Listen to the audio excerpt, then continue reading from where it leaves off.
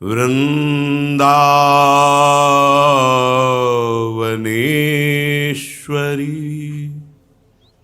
तवैव पदारविन्दम्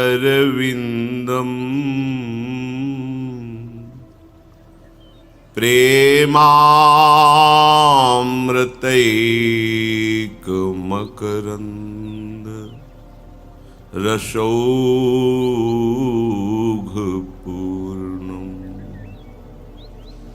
हृद्यर्पितं मधुपते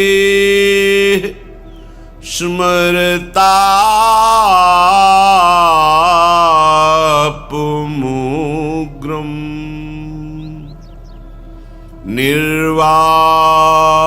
निर्वापयत् परमो शीतलमाश्रयामि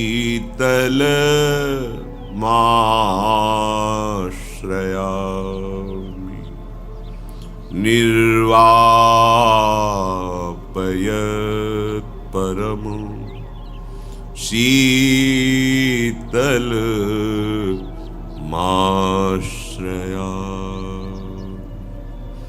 राधा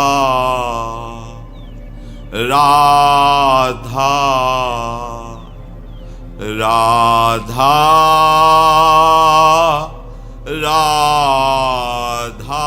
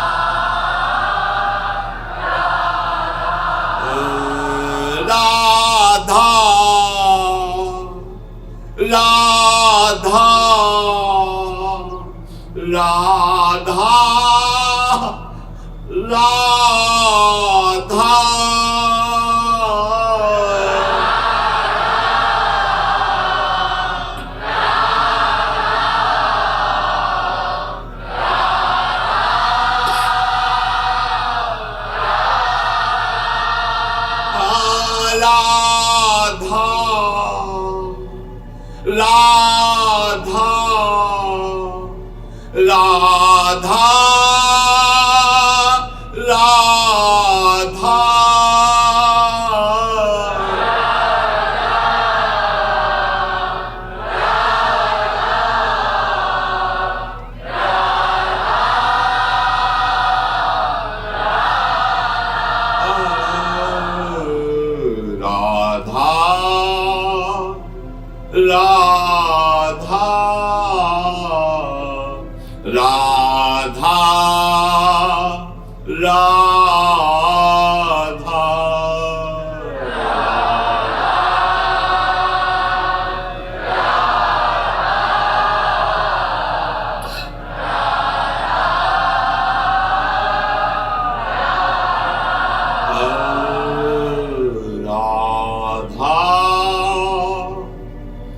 राधा राधा राधा राधा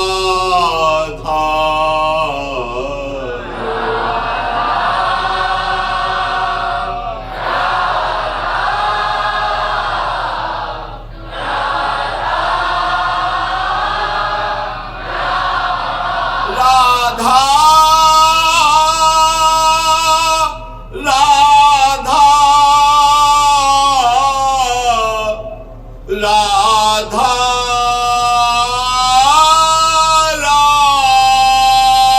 राधा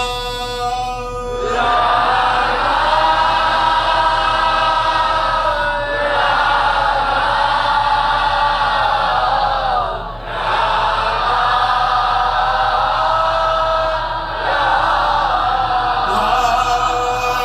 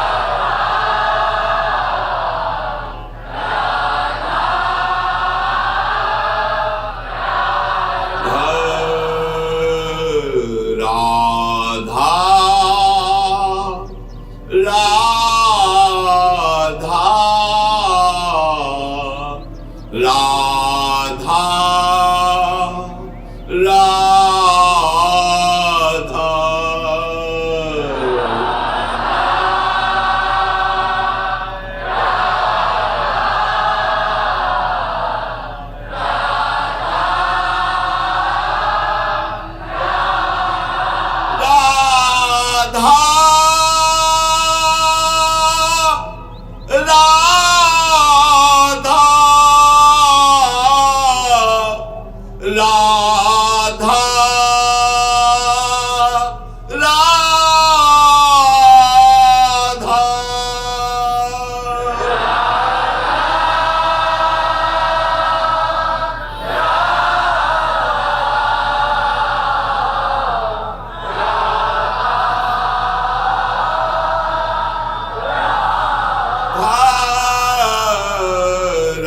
राधा राधा राधा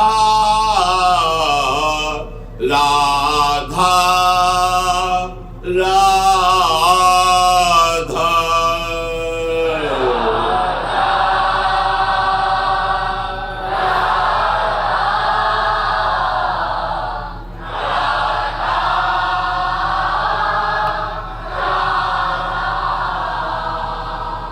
श्री राधा वल्लभ लाल की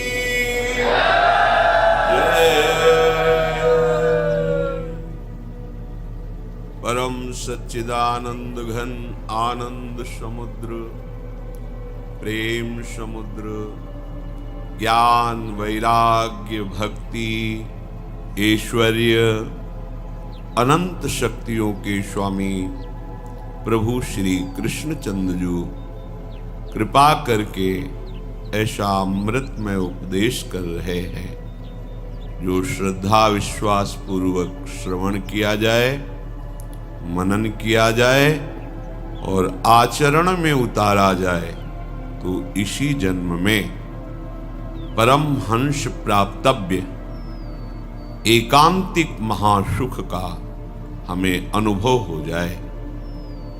यदि ये अनुभव ना हुआ तो हमारा मनुष्य जन्म लेना हमें जो लाडली जू की कृपा से धाम का आश्रय वास मिलना, रसिकों का संग मिलना, अत्यंत दयालु कृपालु युगल सरकार के चरणों की उपासना मिलना,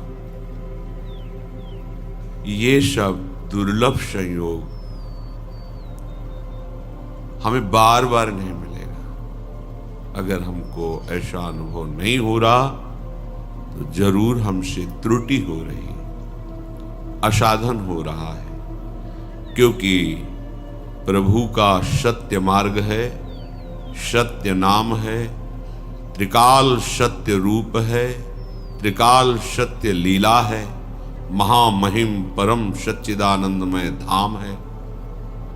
ऐसे नाम रूप लीला धाम का चाहे जैसे भी हम आश्रय लिए हैं, बार बार अभ्यासरत हैं, सुमिरन श्रवण मनन कथन, तो हमें निश्चित परमानंद की अनुभूति होनी ही चाहिए। अगर हमारा चित्त प्रभु में नहीं जुड़ रहा है तो हमसे कोई कमी हो रही है, हमारे साधन में कोई असाधन है, इसे ढूंढना चाहिए। प्रभु कह रहे हैं, युञ्जन्नेवं सदात्मानं योगी विगत कल्मषः सुखेन ब्रह्म संस्पर्श मत्यंतम सुखमश्नुते। अत्यंतम सुख अश्नुते, उसे अत्यंत महासुख का अनुभव होता है। ये भगवत वाणी है। किसे? जो अपने चित्त को, अपने आप को बार बार अपने आराध्य देव में समर्पित करते हुए उनका निरंतर चिंतन करता रहता है, अपने स्वरूप में स्थित रहता है, वो निष्पाप हो जाता है और वो योगारूढ़ महापुरुष अत्यंत महासुख को प्राप्त होता है। उस सुख का जब उपासक को अनुभव होता है तो शालोक्य शारिष्ट सारूप्य सामीप्यकत्व मप्युत दीयमानम न गृह्णन्ति बिना मत सेवनम जनाहा।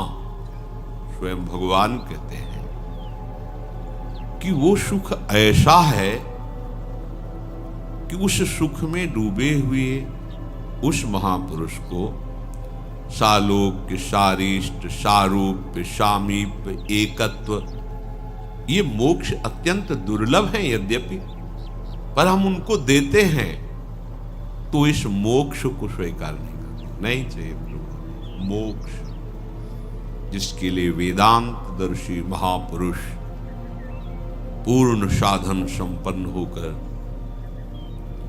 समस्त प्रकृति पर विजय प्राप्त करके स्थूल सूक्ष्म कारण शरीर का राग त्याग करके बड़ी कठिनाई से इस मोक्ष पदवी को प्राप्त करते हैं।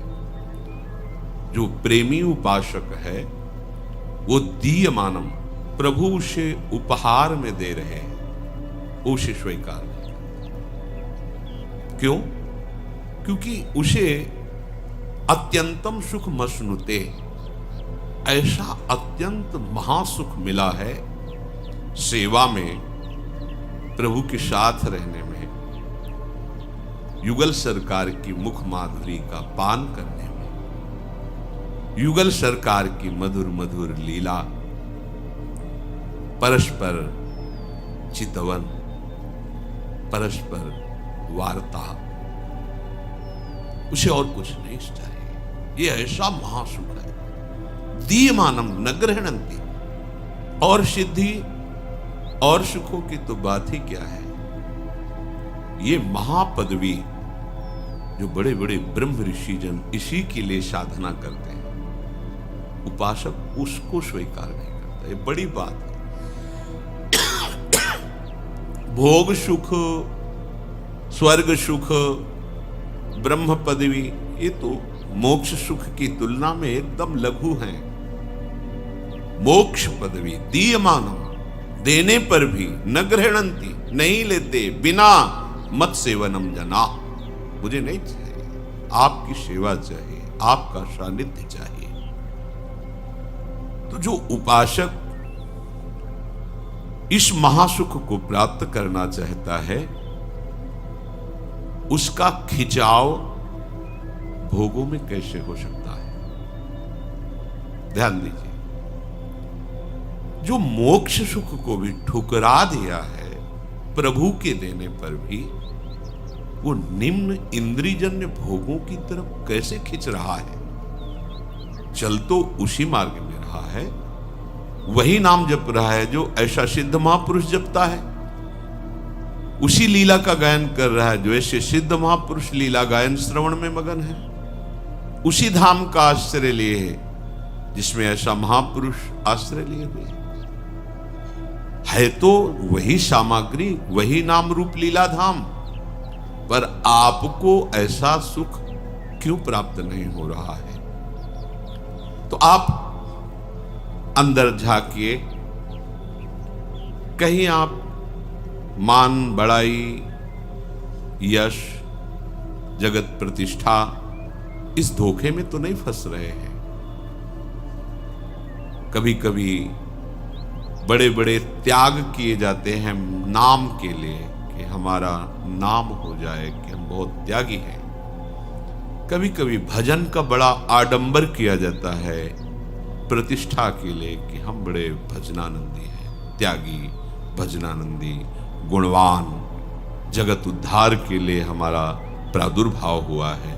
कभी कभी ऐसी माया के द्वारा भ्रमात्मक वृत्ति हो जाती है, तो साधन करने पर भी उसे इस अत्यंत सुख का अनुभव नहीं होता। कह रहे जैसे चलनी से आप कोई पात्र में पानी भरना चाहें तो उस पात्र में कभी कुछ नहीं आ पाएगा पानी, केवल चलनी गीली हो जाएगी। अर्थात साधन करते हो तो एक आपको अभिमान हो जाएगा कि मैं बहुत बड़ा साधक हूं, मैं बड़ा भजनानंदी हूं, मैं त्यागी हूं, पर आपको ब्रह्म संस्पर्श, अत्यंत सुख, ये अनुभव में नहीं आएगा। ध्यान देने योग्य बात है। साधन कर रहे, अत्यंत सुख के मार्ग वाला लक्ष्य रख रहे हैं, मान बड़ाई, प्रतिष्ठा, शरीर सुख, आराम, तो आपको जैसे चलनी से कोई पात्र भरने की चेष्टा करे तो केवल चलनी गीली होगी, पात्र में नहीं कुछ जा पाएगा। ऐसे ही आपको केवल अहंकार होगा कि मैं बड़ा त्यागी, वैरागी, संत, महंत भाव जो भी है, पर आपके अंदर जो महापुरुषों में, संतों में, महात्जनों में, महंतों में जो महिमा होती है, वो आपके हृदय में प्रकाशित नहीं हो पाएगी। इसलिए उपासक को अपने हृदय में असाधन को देखकर तत्काल उसका त्याग करना चाहिए। ये असाधन है, इंद्रियजन्य भोगों की वृत्ति, शरीर के सुख आराम की भावना, मान प्रतिष्ठा बढ़ाई। शास्त्र में वर्णन आया है कि उसे आत्महत्या जैसा पाप लगता है जो अपनी बड़ाई अपने मुख से करता है।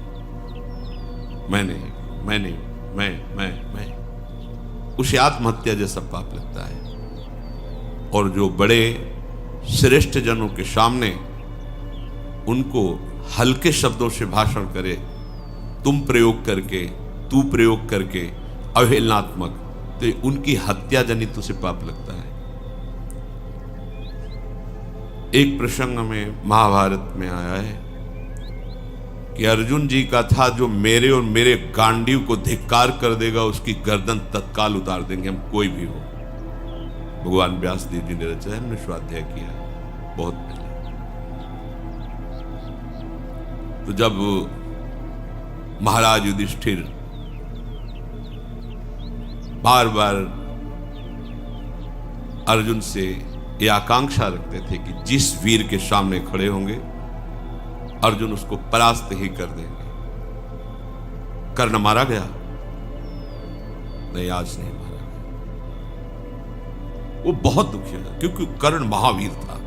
युधिष्ठिर जी जानते थे इसका ज्यादा टिकना हमारे लिए हानिकारक होगा। फिर पूछा, अब कर्ण मारा गया? नहीं तो धिक्कार है तुम्हारे गांडीव को, तुम गांडीवधारी कहलाने के लायक नहीं हो। तुरंत उन्होंने तलवार खींची। भगवान श्री कृष्ण सावधान बोले, मेरी प्रतिज्ञा है, मेरे गांडीव को कोई और मुझे ऐसा, मैं उसे जीवित नहीं रख सकता। कोई है? बोलो कोई। प्रतिज्ञा प्रभु है। तो उनका तुम्हारी प्रतिज्ञा भी रहेगी और युधिष्ठिर जीवित भी रहेगी। ये तुमसे श्रेष्ठ है, इनको तुम कह के संबोधन करो और इनकी निंदास्पद इनको बात करो, तो इनकी हत्या का तुम्हें जो प्रण है वो पूरा हो जाए। तो उनका तू अपने को धर्मराज समझता है? पांचों के साथ ब्याह हुआ था द्रौपदी का, तेरे को हारने को क्या अधिकार? ऐसे बस बोले हो। अपनी आत्महत्या का उसे दंड मिलता है जो अपने मुख से अपनी प्रशंसा करता है।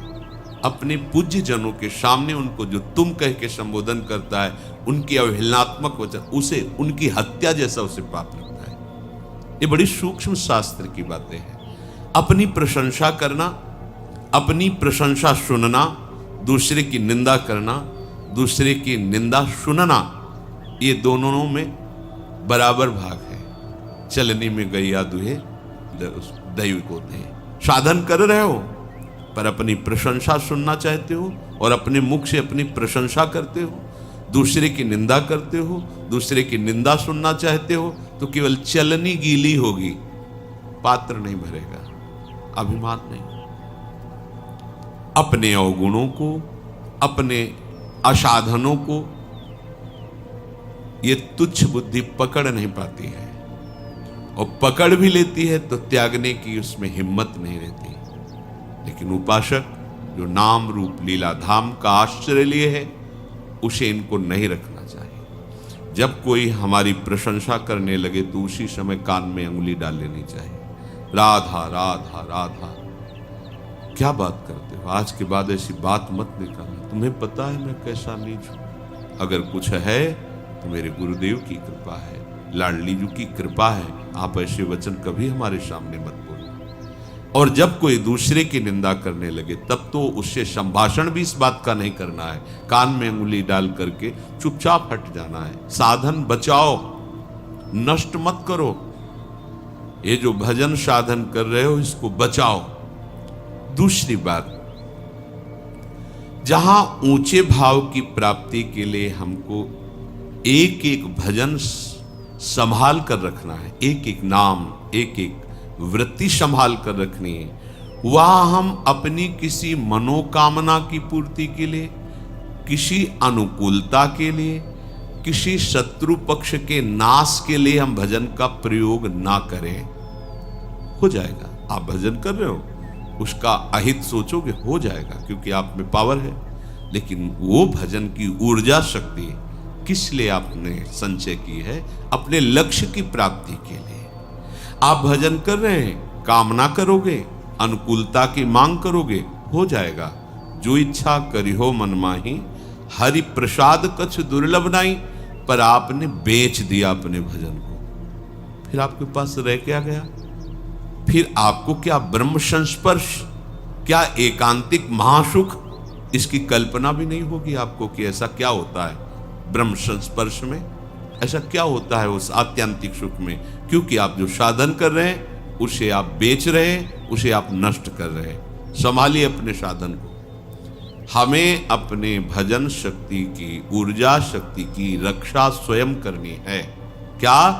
किसी का अहित नहीं, किसी का अमंगल नहीं, किसी का बुरा नहीं, ना करना है, ना बुरा बोलना है, ना बुरा सोचना है। दूसरी बात, अपनी कामना की पूर्ति, अपनी अनुकूलता की मांग मुझे नहीं करनी है, मुझे अपना भजन नहीं बेचना है।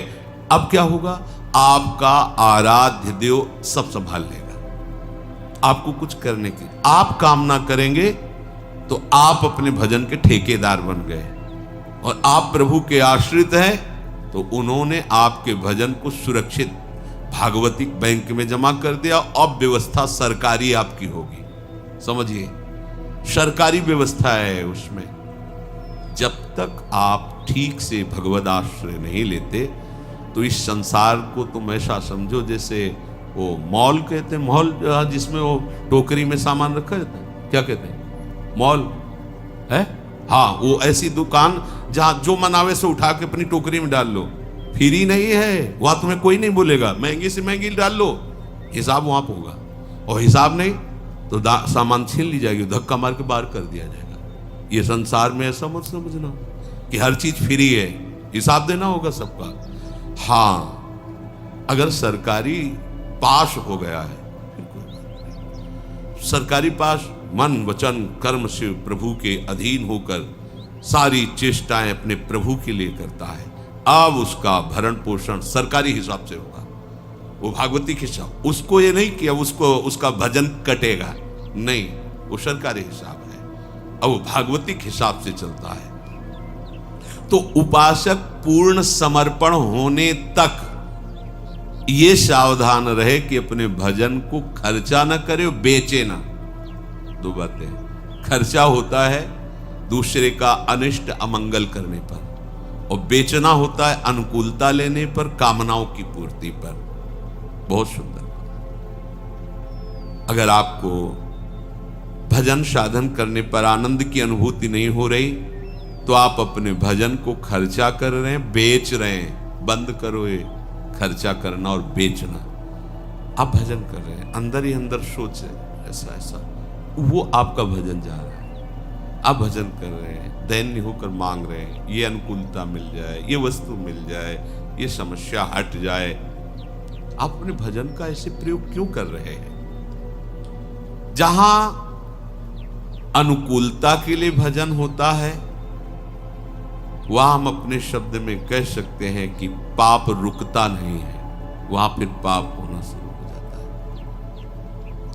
हम भजन तो करें प्रभु का और मांग करें अनुकूलता की, तो लक्ष्य क्या हुआ? अनुकूलता हुई ना। हम भजन करें प्रभु का और मांग करें भजन में डूबने की, कि अभी भजन तो क्रिया हो रही है। ऐसा समय कब आएगा जब ये भजन डूब करके होगा? डूब कर कोई बाह्य स्मृति नहीं, रूप छके घूमत रहें, तन को तनिक न भार, यह डूबना। विरह कमंडल कर लिए बैरागी दो नैन, मांगत दरस मधु करी, छके रहत दिन रैन, यह डूबना। हमारा ज्ञान हमारा पीछा नहीं छोड़ रहा है, पर हारना नहीं है। हमारे सहायक, परम उदार, परम करुणाकर, वात्सल्य समुद्र प्रियालाल है। ये दोष हमें है, हम अपनी मांग करते हैं, हम अपने अनिष्ट का नाश करने के लिए भजन के समय संकल्प करते हैं, नहीं करना है।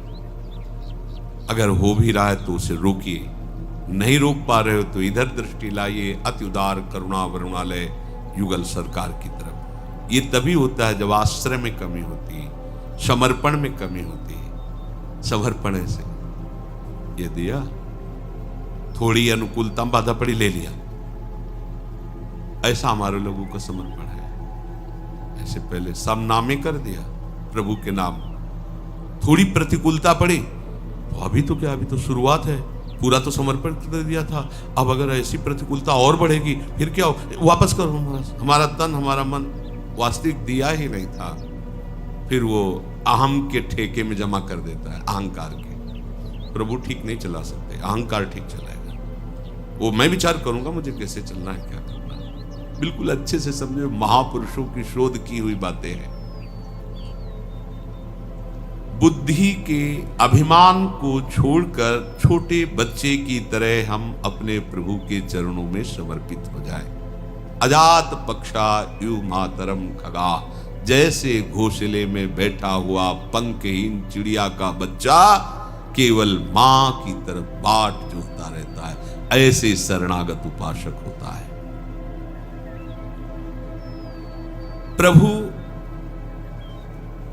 बहुत ज्ञान, विज्ञान, ऐश्वर्य, महिमा से संपन्न है, पर हमारी चित्त वृत्ति प्रभु के प्रतिकूल पापों का चिंतन मनन करती रहती है। बुरे आचरण, निषेधाचरण, आज्ञा विरुद्ध, यही पापाचरण है।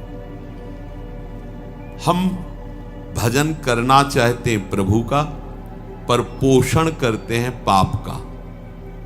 ये सूक्ष्म बातें हैं, ऑपरेशन है हृदय का। भजन के साथ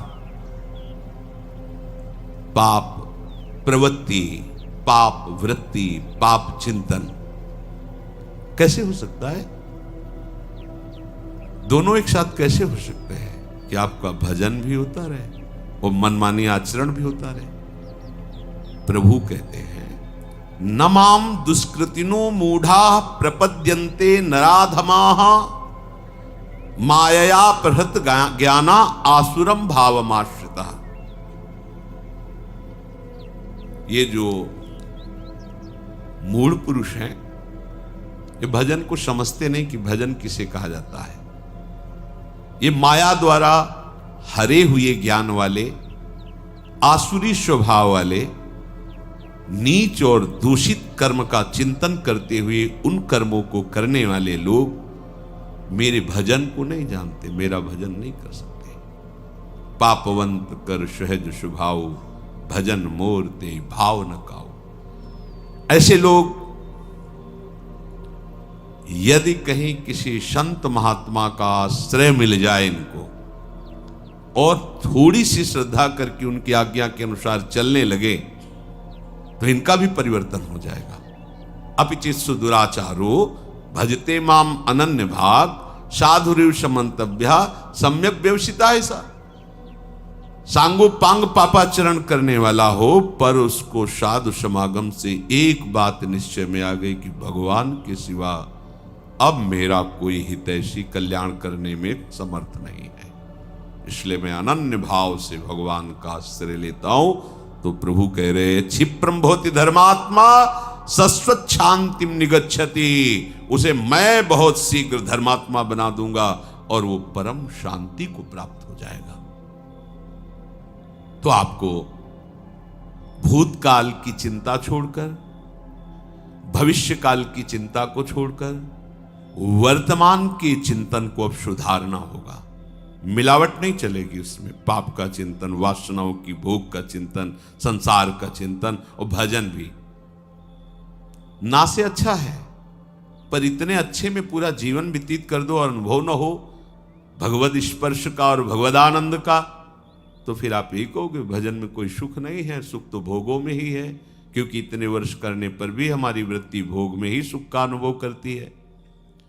जो वर्तमान को बिगाड़ता है वो साधक कैसे हो सकता है? वर्तमान को बिगाड़ना, वर्तमान के समय में पापाचरण करना, पाप चिंतन करना, निषिद्ध बातों का चिंतन करना, और माला भी चल रहा है, ठीक बात नहीं है। उस उपासक का भविष्य कैसे सुधर जाएगा जो वर्तमान को नष्ट कर रहा है? इसलिए सर्वतो भावेन आराध्य देव को समर्पण करो। कल्याणकामी उपासक को मंद भजन में नहीं टिकना चाहिए, तीव्र भजन में आना चाहिए।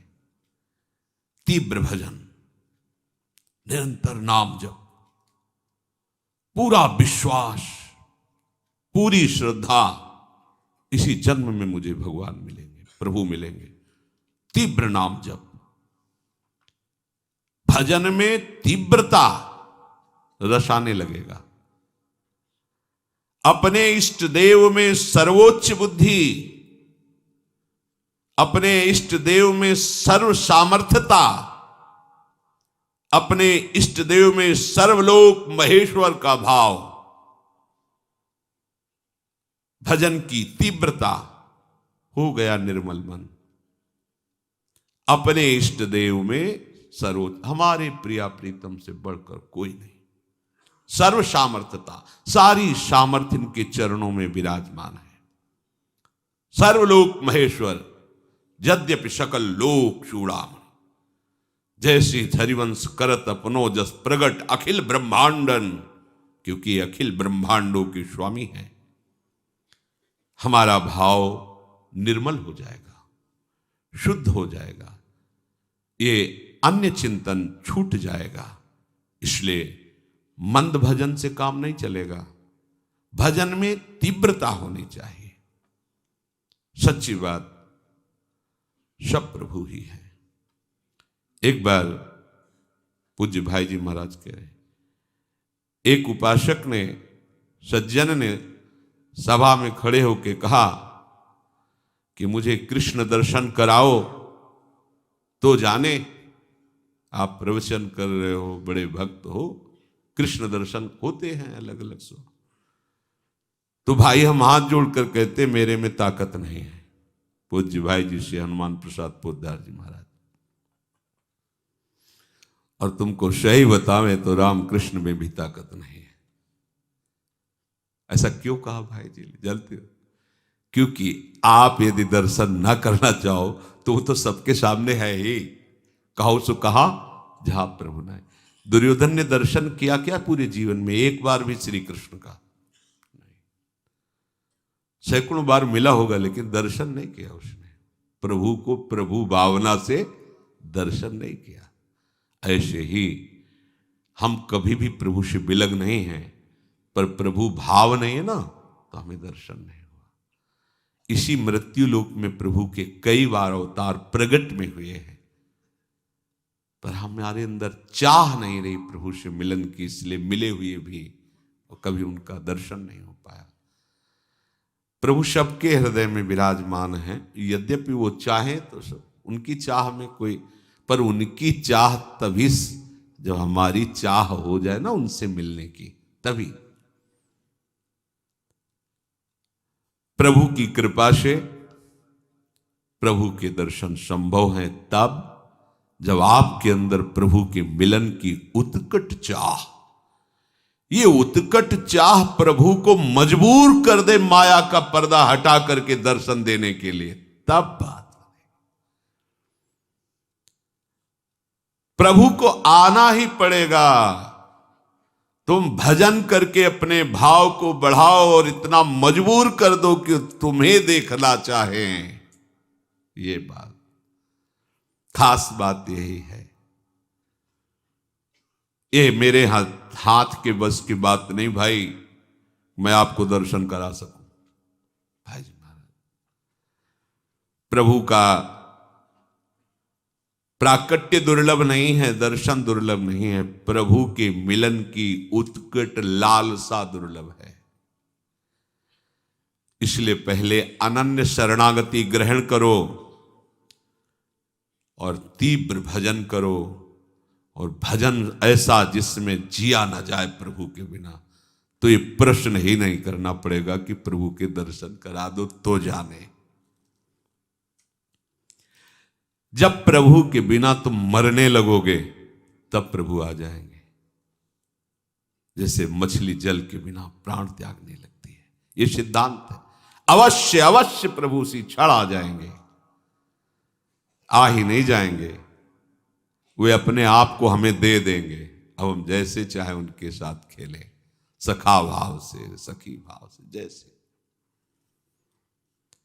प्रभु की भक्ति में समान अधिकार है सबका, और जो उत्कट लालसा से संपन्न भक्त है उसी के अधीन प्रभु होते हैं, बड़ी बड़ी साधनाओं से नहीं।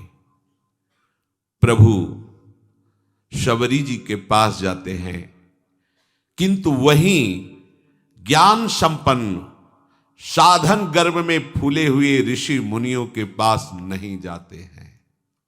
वहीं उसी वन में गए, उसी वन में किसी भी ऋषि के आश्रम नहीं गए, शबरी माता, क्योंकि उत्कट लालसा प्रभु आएंगे, गुरुदेव ने कहा है। दैन्यता मेरे साधन बल से प्रभु आएंगे नहीं, गुरुदेव के वचन पूरे करने के लिए आएंगे। और ऐसी साधना पूछो मत। पर ये ब्रह्म ऋषि जन, इनको साधना का गर्व है, पवित्रता का गर्व है, ब्रह्मणत्व का गर्व है। प्रभु एक भी ऋषि के आश्रम में नहीं गए। भक्तों के चरित्र पढ़ करके देखो, श्री रैदास जी की दैन्य उत्कट भक्ति के वशीभूत होकर सिंहासन सहित प्रभु उनकी गोद में आ गए। लेकिन वाराणसी की विद्वता के अभिमान में फूले हुए ब्राह्मणों के वेद वाक्यों पर भी प्रभु नहीं रीझे। आर्त होकर विकल भाव से प्रभु को पुकारो तो ये प्रश्न ही खत्म हो जाएगा कि हमें दर्शन करा दो, भला प्रभु दर्शन दे दे। ये कोई प्रश्न उत्तर का विषय है कि आप में सामर्थ्य तो प्रभु के दर्शन करा दो तो हम जाने तुम महान भक्त हो या सिद्ध भक्त हो। हमें पक्का विश्वास है प्रभु निश्चित दर्शन देंगे। और खूब तीव्रता पूर्वक भजन के समय हमारे में ये नियम होने ही चाहिए। प्रभु में अटल विश्वास, भजन में दृढ़ता। ये भगवत दर्शन कराने की बात है। कैसे भगवत दर्शन होंगे? प्रभु में अटल विश्वास। अब इस अटल विश्वास को समझ लीजिए, जो टल ना सके ऐसा विश्वास। भजन मार्ग में चल रहे हम, भारी प्रतिकूलता, निंदा, अपमान, रोग से ग्रसित शरीर, कोई साथ देने क्या, पर तुम्हारा विश्वास प्रभु से नहीं टलना चाहिए। अटल, बट विश्वास अटल निज धर्मा। अटल विश्वास को बरगद के पेड़ की उपमा से कह रहे हैं कि कैसा, जैसे बरगद का पेड़ है तो थोड़ी इधर जड़ कमजोर हुई तो डाल से जड़ निकल कर लग गई, हिलने नहीं देगी। बड़ा भारी दूर तक उसकी डालें फैल गई, जगह जगह जड़। ऐसा नहीं कि वो अगर जड़ भी काट दो तो उसकी इतनी जड़ें फैल गई कि नष्ट नहीं हो सकता। बट विश्वास अचल निज धर्मा। अपने धर्म में अचल और अपने आराध्य देव में अटल। देखो ना, अंदर देखो आप, भगवत दर्शन करने की लालसा प्राप्त करने के लिए आराध्य देव में अटल विश्वास और भजन में दृढ़ता। कैसी भी परिस्थिति हो, पूज्य श्री राधा बाबा, इन महापुरुषों की भजन दृढ़ता देखो। अनुष्ठान कर रहे हैं, अंग टूट गया है, नहीं रुकना, वैसे ही बैठा लो मुझे आसन पे। भजन नहीं, नियम नहीं टूटने वाला। कैसी दृढ़ता है। लिया नियम परिक्रमा भाव गिरिराज की, वही गीता वाटिका, नहीं चल पा रहे, पालकी में बैठा लो, चलो ले चलो। जो नियम, जो भजन की दृढ़ता, उस पर फर्क नहीं पड़ना चाहिए। दूसरा, हम जिसका भजन कर रहे हैं वो हमारे भजन को देख रहा है। बड़ा सुख मिलेगा आपको जब ये बात आप लाओगे। हम वाणी गायन कर रहे हैं, हमारे प्रियालाल सुन रहे हैं। हम भजन कर रहे हैं, हमारे प्रियालाल देख रहे हैं। तो हम कोई भी कार्य ऐसा ना करें जो प्रियालाल के सामने नहीं करना चाहिए। देखो आप बच जाओगे। दूसरा है भगवत दर्शन करने वाले उपासक का नियम, हम जिसका भजन कर रहे हैं वो उपास्य देव हमें देख रहा है। उनको सामने देखते हुए भजन करो। प्रिया प्रीतम देख रहे हैं, मैं उनका भजन, प्रिया प्रीतम देख रहे हैं, हम उनकी लीला गाएं। प्रिया प्रीतम ही बैठे, हम उनकी सेवा कर रहे हैं और पक्का विश्वास वो मुझे मिलेंगे। पक्का विश्वास वो मुझे मिलेंगे। और मेरे आराध्य देव से बढ़कर के अनंत ब्रह्मांडों में कोई नहीं है। ये दो बातें। तीसरी, जो गुरु जी ने भजन दिया है, मंत्र दिया है, उस पर विश्वास, उससे बड़ा कोई मंत्र, कोई साधन नहीं है। ये तीसरी बात बताई।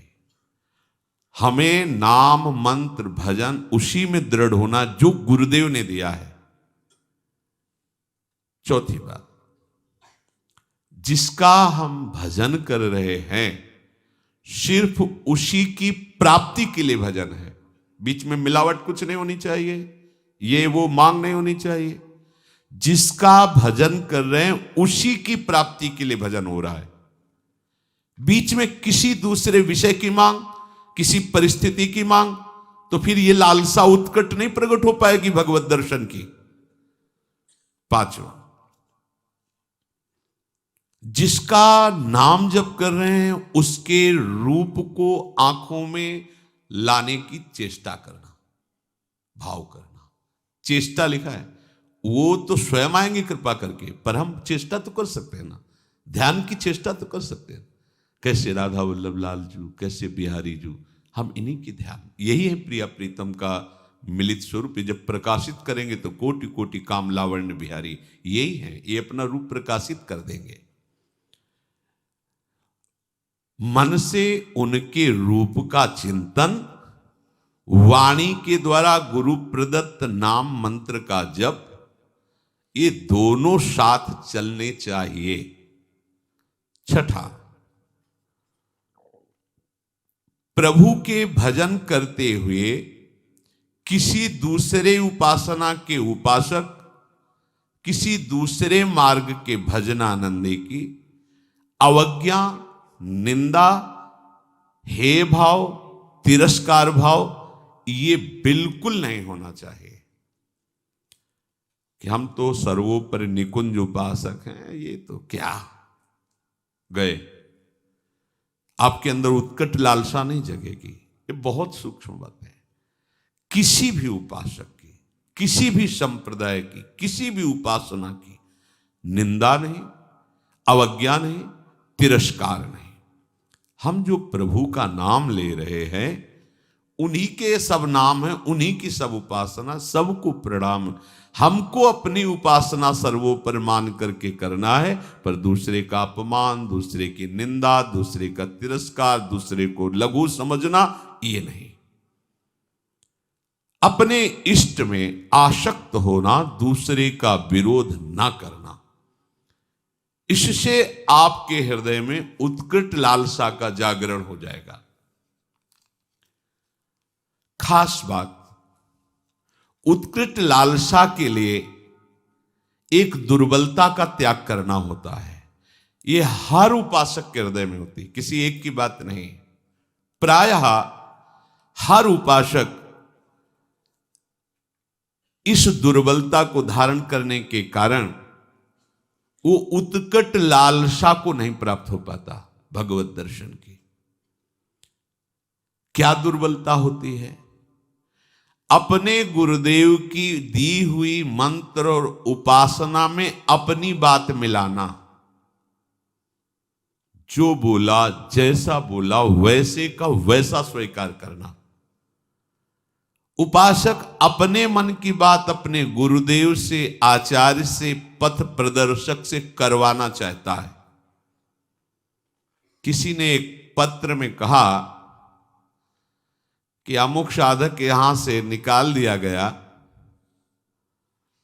और उस अमुक साधक ने हमें सब बताया कि आपके यहां बराबर व्यवहार ठीक नहीं होता, बराबर व्यवहार नहीं होता।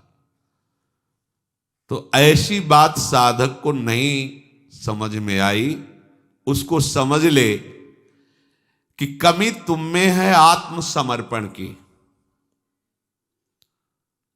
तुम्हारी बुद्धि समर्पित नहीं हुई, इसलिए दोष दर्शन कर रही है।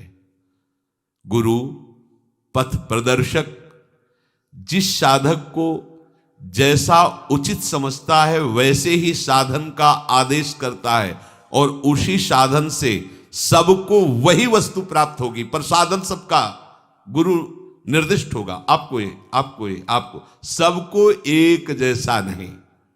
जैसे रोगी डॉक्टर या वैद्य से कहे कि हमको तुम ये वाली दवा दीजिए और ये वाला पेय दीजिए, और देखो हमारे ऊपर तुम ये नहीं लगाओगे कि ये नहीं खाना, ये नहीं खाना, ये नहीं खाना, तो क्या रोगी कभी ठीक हो सकता है क्या?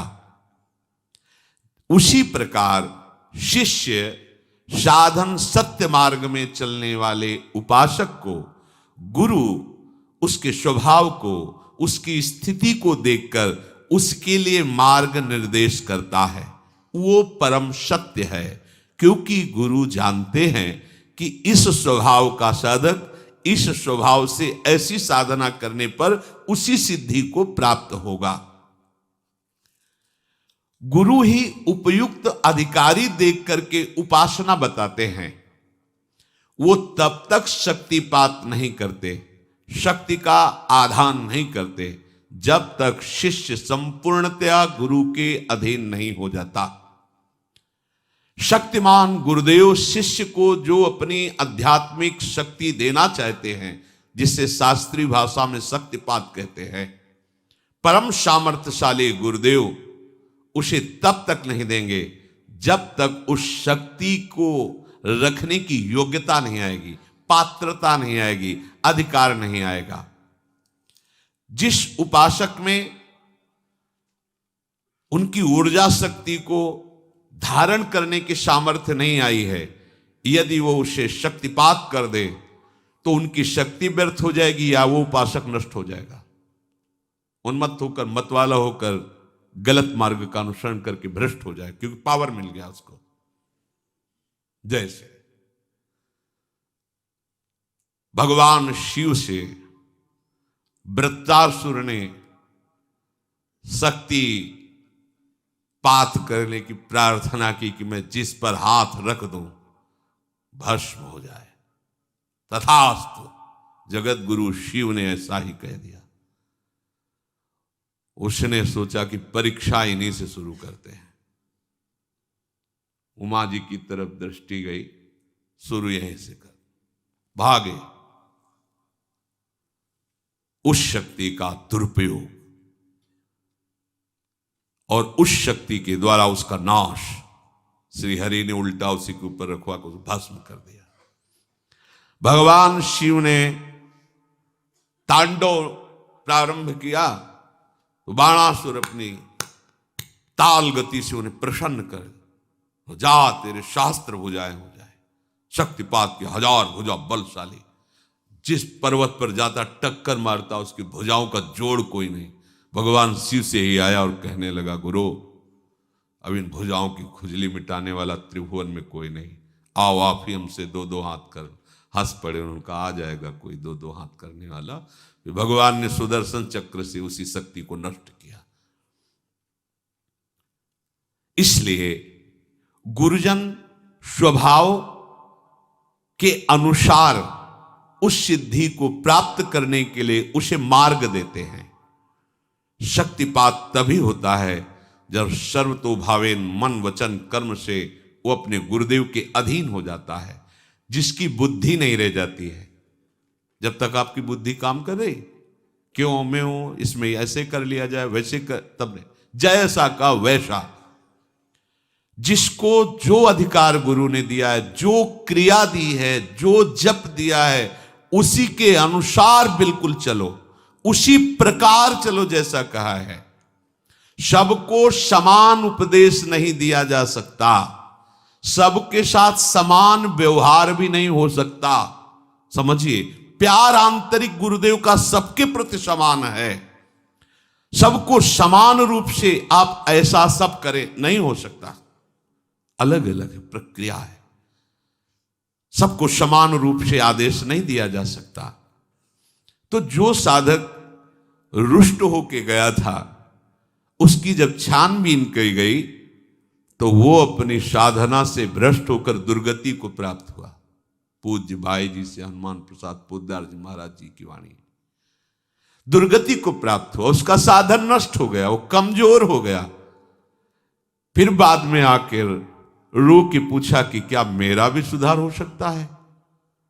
उत्तर उसे दिया गया कि तुम दिखाने वाले इस परम सत्य मार्ग को, जो सदगुरुदेव हैं, जो इस मार्ग के आपको दर्शन कराने वाले हैं, उस मार्ग पर तुम चले ही नहीं, तुम उस रास्ते को चुना ही नहीं। जिस मार्ग को तुमने देखा नहीं, जिस मार्ग का तुम्हें अनुभव नहीं, उस मार्ग पर जो चला रहे तो तुम्हें उसमें क्यों में करने का अधिकार क्या है? तुम कैसे उस मार्ग पर चल सकते हो जिसको जाना ही नहीं है? तो जानने वाले, जनाने वाले मार्गदर्शक गुरुदेव जो तुम्हें जैसा ठीक समझ रहे वो मार्ग दे रहे हैं, तुम उस पर नहीं चलोगे तो फिर उल्टा चलने पर तो ऐसा ही होगा। मार्गदर्शक को अनभिज्ञ यात्री अपना सुझाव ना दे। मार्गदर्शक को मार्ग का न समझने वाला यात्री अपना सुझाव न दे कि अगर इधर से घूम के चला जाए तो कैसा रहेगा, अगर ऐसे चला जाए तो। वो जैसा बोल रहे वैसा चलो, अब जो ही कहां करें हम सोई, आयस लिए चले निज दासी। उपासक में सबसे बड़ी दुर्बलता होती कि वो अपने अभिमान को नहीं छाड़ पाता और वो अपने पथ प्रदर्शक गुरु को भी मार्ग बताने लगता है।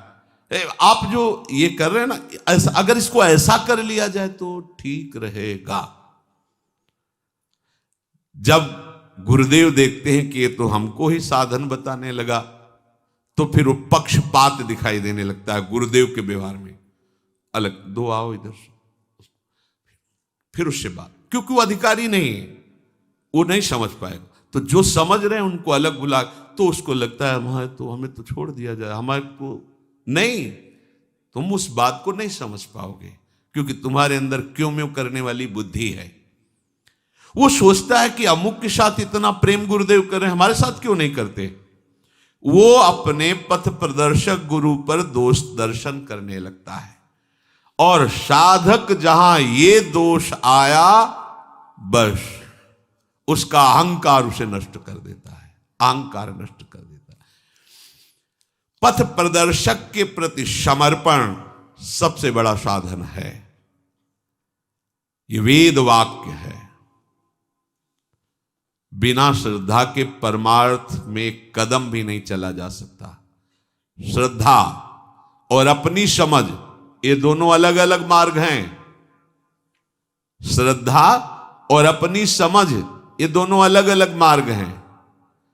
जहां अपनी समझ श्रद्धा में मिलाई गई वहां साधना नष्ट हो जाती है। अपनी समझ के ऊपर जहां श्रद्धा का शासन हुआ वहां साधना बन जाती है। समर्पणमयी अभिमान रहित श्रद्धा, समर्पणमयी बुद्धि में कभी सुधार करने की इच्छा नहीं होती कि गुरुजी ने जो कहा उसका हम सुधार।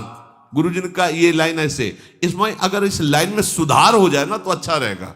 ये बुद्धि की चतुरता है जो गुरु के शब्दों में सुधार करना चाहती है। मिलावट कि इसको इतना सरल करके ऐसे ले लिया जाए तो ठीक रहेगा। हमें लगता है कि हम यहां जुड़ करके अच्छा नहीं किया और साधक भयंकर दोष दर्शन करके उनकी निंदा करने लगता है। अब आंखों में जहां प्रियतम मूर्ति बसनी चाहिए वहां पग पग पर उसे दोष दर्शन दिखाई देता है। जहां दोष दर्शन शुरू हुआ सारे दोष उसके अंदर जागृत हुए, चाहे वो कोई कितना भी बड़ा विद्वान या कितने वर्षों का साधक क्यों न हो। गुरु और आराध्य देव में दोष होते ही बुद्धि भ्रष्ट हो जाती है। वहां उसको ये दिखाई देने लगता है कि गुरुदेव ने बड़ी भूल की जो ये बात कही, या ऐसा नहीं है, ऐसा नहीं करना चाहिए, ऐसा सिद्धांत नहीं है। गुरु को भूल हो गई ऐसा वो सोचता है। गुरु को पूरा ज्ञान नहीं है, वो ऐसा सोचता है। इन्होंने ये ऐसा क्यों नहीं कहा, इन्होंने ऐसा क्यों नहीं किया, वो इसकी मीमांसा करने लगता है, अपने को बड़ा ज्ञानी समझने लगता है। उसकी बुद्धि कभी पहुंच ही नहीं सकती गुरुदेव तक। देखो हम तुम्हें बताएं कौन कैसा संत है, इस बात को या तो भगवान जानते हैं या वो केवल स्वयं संत जानता है, दूसरा कोई तौल नहीं सकता। पूज्य भाई जी महाराज देखो, हमारी तुम्हारी बुद्धि ऐसी है जैसे ईंट पत्थर को तौलने वाला बड़ा कांटा, उसमें हीरा नहीं तौले जाते। हीरा तौलने का तराजू अलग होता है। ये ईंट पत्थर तौलने वाला तराजू हीरा नहीं तौल सकता। ऐसे ही प्राकृतिक भोगों का चिंतन कराने वाली बुद्धि ये महापुरुषों को नहीं तौल सकती कि है क्या। जिसकी बुद्धि संसार में थोड़ी भी सुख बुद्धि रखती है, जिसका जीवन प्रपंच में थोड़ा भी सना हुआ है, वो संत की महिमा को नहीं तौल सकती। देखो वहां वर्णन करते हैं, तात स्वर्ग अपवर्ग सुख धरी तुला एकंग, तूल नता सकल मिल जो सुख लव सत्संग। ये बुद्धि संतों की महिमा को नहीं तौल सकती। इसलिए आपसे निवेदन है कि आप जिनका अनुसरण कर रहे हैं, जिनको पथ प्रदर्शक माना है, जिनको गुरुदेव के पद पर आपने विराजमान किया है, उनके प्रति पूर्ण समर्पण का भाव रखो। उन्हें मार्ग बताने की चेष्टा मत करो, उन्हें सलाह देने की चेष्टा मत करो। आपके लिए जो निर्धारित कर रहे हैं वही भगवत प्राप्ति का हेतु बनेगा। भेद बुद्धि, दोष बुद्धि, पाप बुद्धि है, इससे साधन नहीं बनता है। साधक अपने लक्ष्य पर दृढ़ रहे। देखो, एक है मधुमेह का रोगी, शुगर, और वो मीठा उसको बहुत प्रिय होता है। वो कहेगा अपने वैद्य से कि आप जो है मुझे मिश्री का सेवन बताइए, क्योंकि कल जब हम आए थे आपके पास तो आप एक मरीज को कह रहे थे खूब मिश्री खाइए आप ठीक हो जाएंगे। वो था पित्त का रोगी। पित्त बढ़ा हो, मिश्री खाओ तो कड़वी लगेगी पर वही समन कर देगी। तो जो कल आपने उसको उपदेश दिया था वही हमें दीजिए। तो मधुमेह वाले को मिश्री खाने से हानि हो जाएगी और पित्त वाले को मिश्री खाने से लाभ हो जाएगी। तो वैद्य से कहे कल जब हम आए थे तो आप एक को कह रहे थे कि आप मिश्री अच्छी मात्रा में सेवन कीजिए आप ठीक हो, तो मेरे को क्यों रोक रहे हो, ये पक्षपात क्यों कर रहे हो। ऐसे उपासक जो है अपने गुरुजनों पर दोष दर्शन करने लगता है। साधक को जब भ्रम हो जाता है तो सदगुरुदेव के प्रति दोष बुद्धि हो जाती है। बताई हुई मंत्र उपासना ऐसी दोष बुद्धि उपासकों के ऊपर बिल्कुल नहीं काम करेगी। जो भी मंत्र गया वो सब ऊसर में बीज के समान गया। तो गुरु के द्वारा दी हुई मंत्र उपासना व्यर्थ हो गई, क्योंकि उसकी श्रद्धा दोष में है, दोष युक्त हो गई। अब वो बात बात में तर्क करेगा, गुरु की एक एक चेष्टा की निंदा करेगा। भले वो निर्दोष है पर उसकी एक एक चेष्टा दोषयुक्त होगी। वो ये नहीं मानता कि मेरी भूल होती जा रही, मैं गलत मार्ग में जा रहा हूं, वो या गलत हो रहा है। कुछ भी करे उसका रास्ता बंद, क्योंकि वो संदेह के मार्ग पर चल पड़ा। इसलिए साधक बहुत आवश्यक बात यह है कि अपने पथ प्रदर्शक की आज्ञा का श्रद्धा पूर्वक पालन करें। अपनी बताई हुई गुरुदेव की साधना पद्धति से ही चले। दूसरा कोई कितनी बड़ी साधना बता दे आकर उसकी ओर देखे भी नहीं, चलने की तो बात जाने दो। स्वधर्मे निधनम श्रेयः परधर्मो भयावहा। गुरु प्रदत्त उपासना ही तुम्हें भगवत प्राप्ति कराएगी, दूसरी की सलाह नहीं। जिसके लिए सदगुरुदेव ने जो साधन निश्चित किया है वो साधन ही भगवत प्राप्ति का स्वरूप हो जाएगा। मान लो वचन। श्रद्धा पूर्वक संलग्न रहो। दूसरा साधक खूब अच्छा साधन करता है और आपको दिखाता है कि मैं बहुत आनंदित हूं, आओ हमारे साधन को स्वीकार कर लो, छोड़ो अपने गुरु की साधना। इस भावना को अंदर जाने भी मत देना। उसे अपने साधन में बहुत बड़ा विघ्न समझना। ऐसे साधक को, ऐसे मित्र उपासक को जो आपको अपनी गुरु उपासना, गुरु मंत्र, गुरु भावना से विलग कर रहा है कि देखो ना हम लोग तो बहुत आनंदित, छोड़ो और आओ इस आनंद, बिल्कुल नहीं। अगर आपको अपने गुरु प्रदत्त साधना पर संदेह है तो भगवान की कोई भी प्रसन्नता की बात अर्थात भगवत मार्ग आप स्वीकार ही नहीं कर पाएंगे। गुरु समर्पण। एक बार समर्थ स्वामी श्री रामदास जी के जीवन की घटना की बात है। उनके यहां शिष्यों की बड़ी भीड़ लग गई, शिष्य ही शिष्य। एक शिष्य को बहुत प्यार करते थे समर्थ गुरु रामदास जी, और जितने भी शिष्य थे वो ईर्ष्या करने लगे उस शिष्य से। समर्थ गुरु ने सबकी दृष्टि को देखा और उनको भी समर्थ गुरु रामदास जी पर कि बस एक को ही प्यार करते हैं, हम सब इतने लोग हैं, हम लोगों को तो वैसा प्यार नहीं करते हैं। सब लोग समर्थ गुरु के शिष्य हैं, भक्त हैं, सबको ठसक है इस बात की।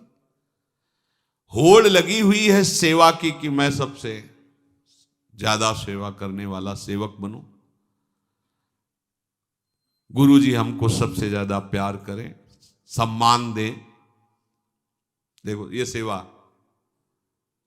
गुरुपद पंकज सेवा तीसरी भक्ति अमान, और ये क्या चाह रहे हैं? सेवा करें, गुरु सम्मान दें। ये गुरु से सम्मान लेने की भावना नाश कर देती है। बचते रहना।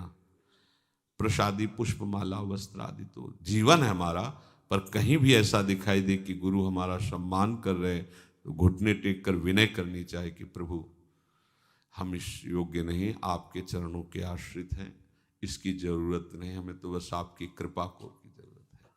आप जो साधन दिए उस पर हमारी निष्ठा, आपके वचनों का पालन करना, प्रभु कहीं इससे हमारा अभिमान न जागृत हो जाए। आप बार बार ऐसा सम्मान जनित चेष्टा करें, आप भगवत भाव से करें, पर मेरी क्षमता नहीं कि मैं सह पाऊं, ऐसे विनय करना चाहिए। आपस में काना फूसी शिष्यों में कि उनको तो बहुत प्यार करते हैं, तो ये सर्वोपरि संत कैसे हो सकते हैं कि एक का पक्षपात लेते हैं? क्या ज्यादा पैर दबाने वाले को ही प्यार किया जाता है क्या? अरे भाई, संत की दृष्टि में तो समदर्शी संत हो। देखो गुरु कैसे होने चाहिए पूछ लो शिष्य से, लेकिन शिष्य कैसा होना चाहिए तुम्हें कैसे चलना है वो नहीं जान रहे हैं। संत तो समदर्शी होते हैं ना। अरे उनको कोई चंदन लगावे गाली दे बराबर प्यार होता है, फिर ये क्या एक कोई दुलार और सबको दोष दर्शन, अंदर से ईर्ष्या भाव। देखा वो समर्थ गुरु थे, लीला की जांग में वो एक पट्टी बांधी, बहुत दर्द है, सब इकट्ठा, महाराज आपको दर्द है? बहुत, यहां एक फोड़ा हो गया, रात भर में इतना बड़ा कोई बुरा प्रारब्ध आया है, बड़ा कष्ट हो रहा है। कराहने लगे लेटकर, और वो सेवक शिष्यों की भीड़ आसपास जमा हो गई। महाराज जी क्या, कौन सी दवा लाए, कहां से क्या, सब अपने अपने भाव। वाह बहुत दर्द हो रहा है, आप गुरु जी आज्ञा करो। हाँ ये हमारा वैद्य से ठीक नहीं होगा, हमने ध्यान के द्वारा देखा है, ये विषैला फोड़ा है, अगर ये फोड़ा अंदर फूट गया तो हमारा शरीर पूरा हो जाएगा। अरे गुरु जी फिर हम जिएंगे कैसे? तो मरने के लिए तैयार हो जाओ, कोई एक इस फोड़े को चूस लो, इसका मवाद तो जहरीला है, तुम मर जाओगे और हम जीवित हो जाएंगे, हमारा कष्ट दूर हो जाए। लघु शंका के बहाने कोई लाइन से पीछे सकिलने लगे, और वो जो भीड़ थी ना सब आश्रम के कोई इधर बाहर, 10-20 बच्चे उनमें एक दूसरे का चेहरा देख रहे थे, और जिसे समर्थ जी बहुत प्यार करते तो किसी सेवा के लिए गया, तो क्या बात है? बोले गुरुदेव के पैर में दर्द है। भागा, तो अरे आप लोग यहाँ कर, और गुरुदेव ने कहा कि उसमें विषैला फोड़ा है, जो उसका मवाद चूस लेगा वो मर जाएगा और उनका पीड़ा नष्ट हो जाएगी, वो स्वस्थ हो जाए। अरे तो भाग के गया। गुरुदेव बोले पहले रुको सुन लो, 2-4 जो रह गए, 2-4 वो भीड़ तो खत्म थी इतनी बात से, जो 2-4 रह गए तो उनसे कहा कि देखो बहुत जहरीला मवाद है ये, जो ही तुम इसको अपने मुख में लोगे चूसोगे तो हमको तो आराम मिलेगा और हम बच जाएंगे, तुम मर जाओगे। अरे बोले गुरु जी, एक बार मृत्यु की क्या बात है, अगर 100 बार मरना हो तो बहुत हल्की बात है, आपको सुख मिलेगा। प्रभु तत्काल एक केवल वो जिसे बहुत प्यार करते थे घुटने टेका और कहा प्रभु आप आदेश कीजिए, मैं उससे पीने के लिए तैयार। बोले हाँ तो ठीक है। एक ऐसे जरा सी सुई जैसी ली, ऐसे किया, बोले हाँ बस यही मुंह लगा दो। वही मुंह लगा, पीना बड़ा स्वादिष्ट, अमृत जैसा एकदम। वो लगड़ा आम होता है ना उसी को ऐसे पट्टी पूरा चूस गए। चूसने के बाद गुरु जी का हाँ बहुत आराम है। तो सब शिष्य उनके चेहरे की तरफ देख रहे, मरे नहीं, मरे, इतना स्वादिष्ट, ऐसे 10-20 फोड़ा रोज चूस ले तो आनंद आ जाए। गुरु जी ने हटाया पट्टी और वो आम की गुठली से तो उसको फेंक सबसे। बोले समझ गए, इसने आम समझ के नहीं चूसा था, इसने तो विष ही समझ करके पान किया था। तुम लोगों में किसी की हिम्मत भी पड़ी क्या? नहीं पड़ी ना। तो कहाने के केवल शिष्य हो, समर्पण तो है नहीं तुम्हारा। जब समर्पण नहीं तो तुम्हें अनुभव में नहीं आएगा। हम प्यार सबको करते हैं, पर तुम्हारा समर्पण ना होने के कारण तुम अनुभव नहीं कर पाओगे। जैसे भगवान कह रहे सब पर मोरी बराबर दया, पर कोई भक्त ही प्रफुल्लित रोमांचित होकर कहता मेरे प्रभु मुझे बहुत प्यार करते हैं। आपको भी करते, पर आप नहीं कह सकते क्योंकि आप प्रभु को समर्पित नहीं हैं। इसलिए प्रत्येक साधक को अपने कल्याण के लिए, अपने मंगल के लिए, अपने सदगुरुदेव के दिखाए हुए मार्ग पर चलना है। अपनी बात गुरुदेव पर लादनी नहीं है, अपनी इच्छा के अनुसार गुरुदेव को नहीं चलाना है, गुरुदेव में दोष दृष्टि नहीं करनी है, अपने को गुरुदेव की बात माननी है। दिखावा करोगे तो पोल खोल देगा हरि। दिखावा करोगे गुरु भक्ति का तो पोल खुल जाएगी कि अरे अभी तक नाटक ही कर रहा था भक्ति का। इसलिए दिखावापन तो आने न पावे, पूर्ण समर्पण की भावना और उत्तम साधना जो गुरुदेव ने दी है, तो फिर आप देखोगे कि आपका हृदय प्रतिपल प्रभु के लिए तड़पने लगा। प्रभु के लिए गुरुदेव क्या हैं, आप ये समझो कि वही प्रभु अपनी प्राप्ति का अपना मार्ग बताकर अपने स्वरूप का अनुभव करा देते हैं। कोई गुरुदेव दूसरी वस्तु नहीं है।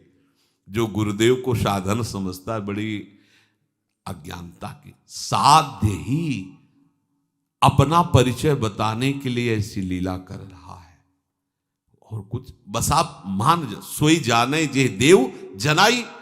प्रभु का परिचय केवल प्रभु जानते हैं, तो प्रभु ही संत महात्माओं के रूप में, शास्त्र के रूप में, गुरुदेव के रूप में आकर अपना परिचय अगर आप पकड़ लो तो बात बन जाए।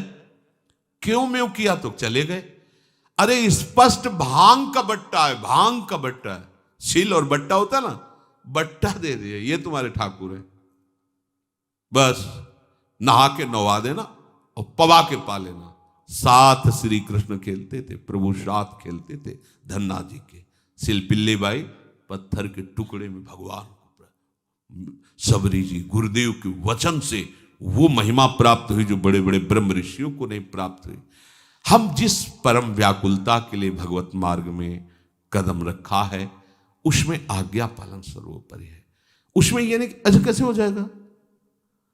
एक बार आपको प्रसंग में दृष्टांत में बताया, देवर्षि नारद जी को भगवान ने आदेश किया गुरुदेव की शरणागति स्वीकार करो, वरण करो। किसको गुरुदेव बनाए? बोले जो प्रातःकालीन दर्शन में आ जाए। तो एक जो धीमर एक दूसरे के घरों में जल पहुंचाते रहते हैं मटकी बांधकर। गांव में पहले ऐसा होता था, जमींदारों के घर में पानी भरते थे।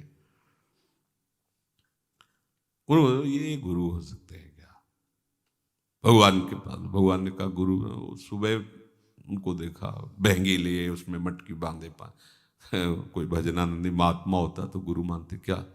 अच्छा, गुरु की क्रिया देखी, गुरु को जाति देखा, तो आप तो बहुत बड़ा दोष कर दिए और इसका आपको दंड मिलेगा, 84 लाख योनियों में तुम्हें जन्मना पड़ेगा। भगवान कांप गए, चरणों में गिरे, क्योंकि प्रभु कभी मजाक में भी मिथ्या नहीं बोलते। नारद जी ने कहा प्रभु उन्हीं गुरुदेव के चरण पकड़ो, वही उपाय बता देंगे।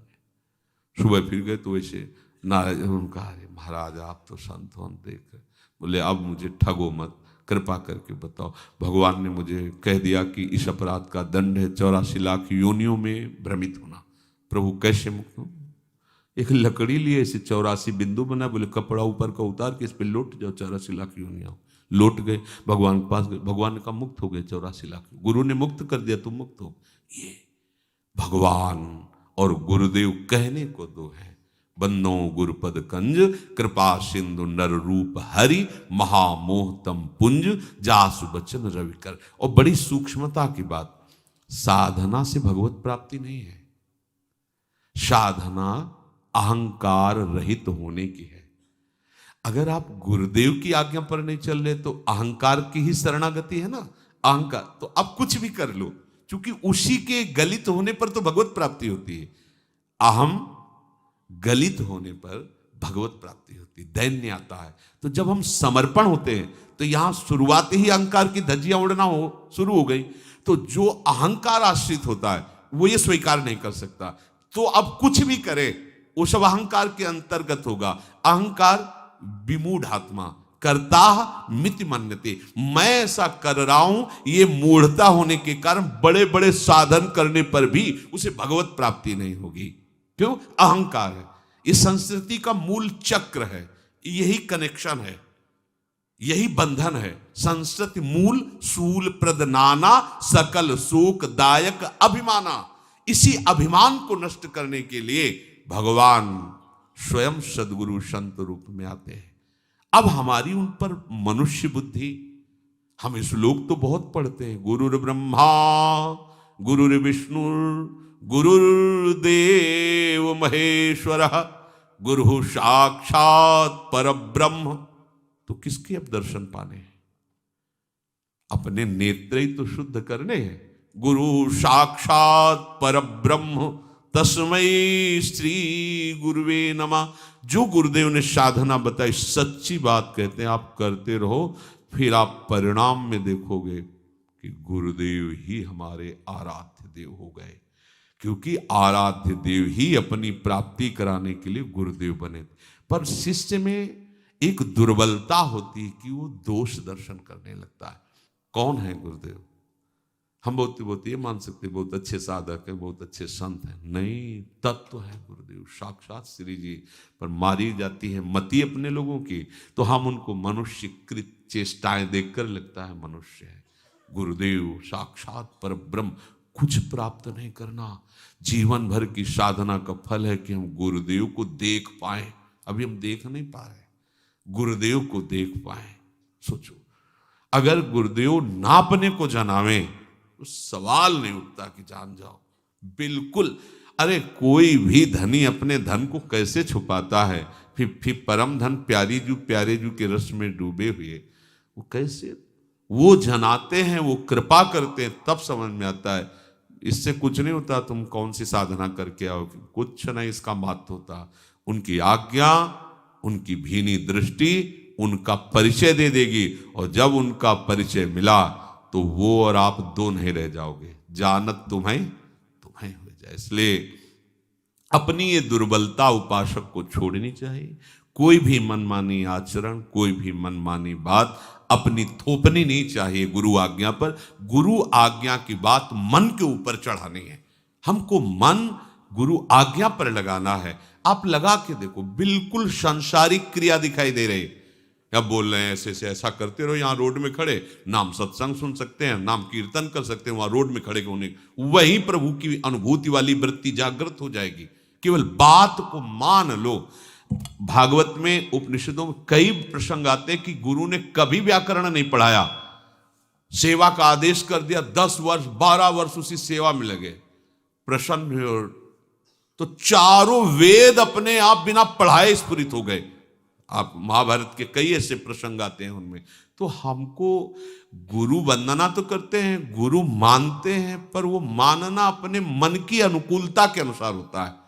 हम क्या साक्षात परब्रह्म से तर्क कर सकते हैं? क्या हम साक्षात परब्रह्म के अलावा कोई अनुभूति करना चाहेंगे क्या? तो हम क्या आपने अपने गुरु को, जो इस श्लोक में कहा गया साक्षात परब्रह्म तस्मै श्री गुरुवे नमः। क्या हम ऐसा देख पा रहे हैं? नहीं। तो हमारी यही साधना है कि हमारी आंख मुंदते मुंदते ये देख पावे कि साक्षात परब्रह्म तस्मै श्री गुरु। श्री सूरदास जी से अंतिम समय में कुछ महापुरुषों ने कहा कि लाखों पद की रचना की, पर एक भी पद में वल्लभाचार्य जी की आपने बात नहीं कही। तो ऐसा लगता है कि आपने क्यों नहीं गुरु वंदना की? तब उन्होंने कहा, आपको ऐसा लगता है हमने जितने पद लिखे अपने गुरु के लिए लिखे हैं, और गुरु के हैं। बोले मतलब? बोले हमने प्रिया प्रीतम और गुरु को दो ही नहीं देखा। हमने तो यही देखा है कि प्रिया प्रीतम ही हमारे गुरु हैं, गुरु के रूप में आए वल्लभाचार्य जी, और वो ही हमारे प्रिया प्रीतम है। तो हमने तो उन्हीं का जस गान किया है। तो उनका फिर भी एक पद अंत, तो भरोसो दृढ़ इन चरणन केरो। श्री वल्लभ वल्लभाचार्य, श्री वल्लभ नखचंद्र छटाबिन, सब जग माहि अंधेरो, भरोसो दृढ़ इन। प्रिया प्रीतम और सदगुरु ये दो नहीं, साक्षात वही। जो अपने गुरुदेव में द्वैत भाव रखता है तो सृष्टि से द्वैत भाव कैसे हटा पाएगा?